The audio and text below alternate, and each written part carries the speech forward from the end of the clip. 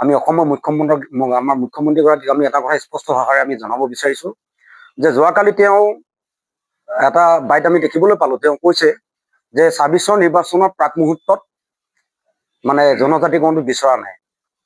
আমাৰ পোনপটীয়া প্ৰশ্ন তেখেতলৈ যে ২৬ৰ নিৰ্বাচনৰ পূৰ্বে কোনসকলে বিচৰা নাই জনজাতিকৰণ, তেওঁ আমাক স্পষ্ট কৰি দিব লাগে।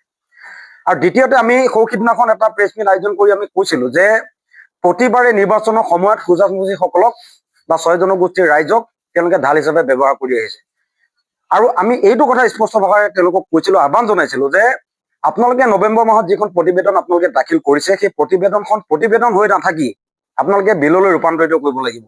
সেইটো আমি মধ্য অসম কোজাগৰী ছাত্ৰ সন্থাই হওক বা অসমৰ বিভিন্ন আমাৰ ৬ জনগোষ্ঠীৰ দল সংগঠনে সেইটো বিচাৰি আছে। এতিয়া নিৰ্বাচনৰ প্ৰাক মুহূৰ্তত আকৌ যে এবাৰ আমাৰ ৬ জনগোষ্ঠীৰ ৰাইজক তেওঁলোকে যে প্ৰবঞ্চনা প্ৰতাৰণা কৰিবলৈ সাজু হৈছে, তাৰ বাস্তৱ বহিঃপ্ৰকাশটো আমি যোৱাকালি দেখিবলৈ পালোঁ।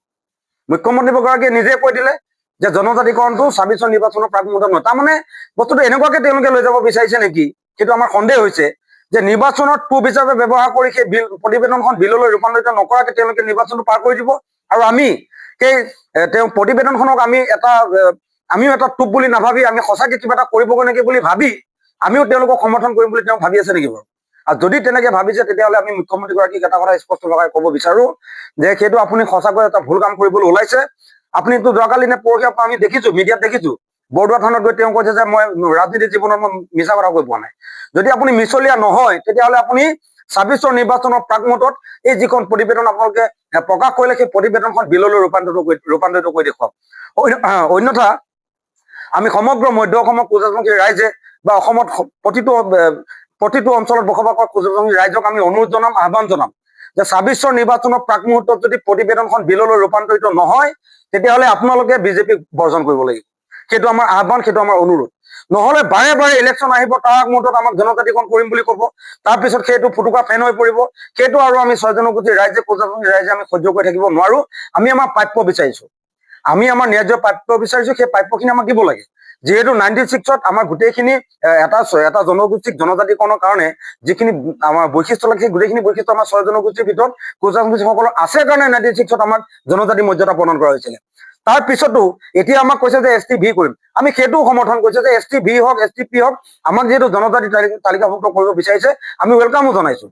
কিন্তু নিৰ্বাচনৰ প্ৰাক মুহূৰ্তত জনজাতিকৰণ বিচৰা নাই বুলি কোনে ক'লে সেই কথাটো মুখ্যমন্ত্ৰীটো আমাক এতিয়া ক'ব লাগিব। নহ'লে আমিওতো বিকল্প ব্যৱস্থা কৰিব লাগিব। গতিকে আমি অসমৰ বিভিন্ন অঞ্চলত বসবাস কৰা মধ্য অসমৰ কোজাগৰী ৰাইজক, অসমৰ বিভিন্ন প্ৰান্তত বসবাস কৰা কোজাগৰী ৰাইজক আমি অনুৰোধ জনাব বিচাৰিছোঁ, ২৬ৰ নিৰ্বাচনৰ প্ৰাক মুহূৰ্তত যদি কেনেবাকৈ এই প্ৰতিবেদনখন বিললৈ ৰূপান্তৰিত নহয় তেতিয়াহ'লে আমি হাত সাবটি বহি থকা কোনো অৰ্থ নাই। তাৰ বিকল্প কিন্তু আমি চিন্তা কৰিব লাগিব। সেইটো আমাৰ ৰাইজলৈ আহ্বান। দ্বিতীয়তে আৰু এটা কথা ক'ব বিচাৰিছোঁ, আজিৰ তাৰিখত চাওক, ৬ জনগোষ্ঠীৰ জনজাতিকৰণৰ বিষয়টো উত্থাপন হোৱাৰ লগে লগে সমগ্ৰ অসমত দেখিছে আপোনালোকে যে কেনেধৰণে এটা পৰিৱেশ আপোনাৰ সমগ্ৰ অসমত মানে হেৰি হৈ যায়গৈ, বিৰাজমান হৈ যায়গৈ। এতিয়া কাৰ্বি আংলঙৰ ঘটনাটোৰ ক্ষেত্ৰত তেওঁলোক নিৰ্মাণ হৈ থকাটোত কিন্তু আমি অকণমান আশ্চৰ্য প্ৰকাশ কৰিছোঁ। আমি আহ্বান জনাব বিচাৰিছোঁ যে ৬ জনগোষ্ঠীক জনজাতিকৰণ কৰিলে তেওঁলোকৰ অসুবিধা হয় বুলি কয়। আজি কাৰ্বি ভূমিত কাৰ্বিসকলৰ অস্তিত্ব কি আছে, যোৱাকালি ঘটনাটো কি প্ৰমাণ কৰিছে?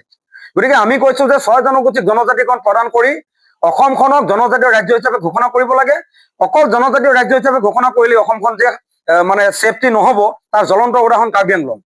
গতিকে আমি বিচাৰিছোঁ আমাক সুৰক্ষাৰ কাৰণে, অসমখনৰ প্ৰতিটো স্তৰৰ সৰ্বসাধাৰণ ৰাইজৰ সুৰক্ষাৰ কাৰণে অসমত ৬ জনগোষ্ঠীক জনজাতিকৰণ প্ৰদান কৰি ইনাৰ লাইন পাৰ্মিটটো মানে আন্তঃৰাজ্যিক যি পাৰপত্ৰ, সেই পাৰপত্ৰৰ ব্যৱস্থাটো কৰিব লাগে।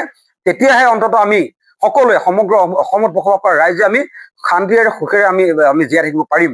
নহ'লে ত্ৰিপুৰাৰ যি গতি হৈছে, ত্ৰিপুৰীসকলৰ যি গতি, তাত দেশী বিদেশী মুছলমানসকলৰ প্ৰব্ৰজন, আজি কাৰ্বি ভূমিত দেশী লোকসকলৰ প্ৰব্ৰজন, তেওঁলোকে কালি বাইট দিছে কাৰ্বি চাইনা গ' বেক বুলি কৈছে। চাইনা শব্দটো আমি তাত শুনিবলৈ পাইছোঁ যোৱাকালি।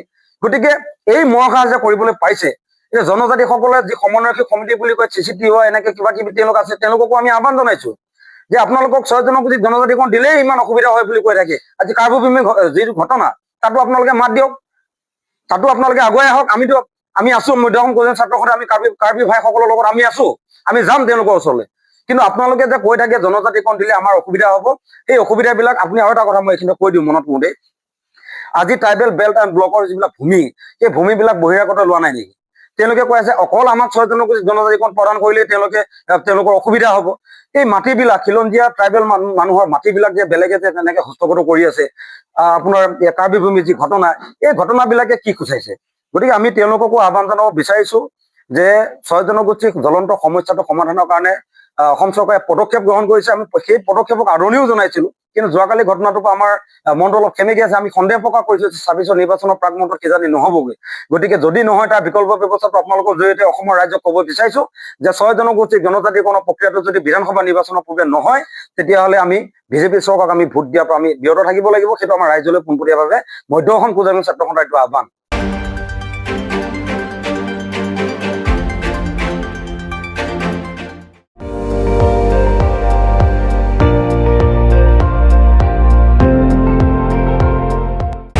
আপুনি চাই আছে ND24, সৰ্বশ্ৰেষ্ঠ নহয় সৰ্বোত্তমৰ দৌৰ।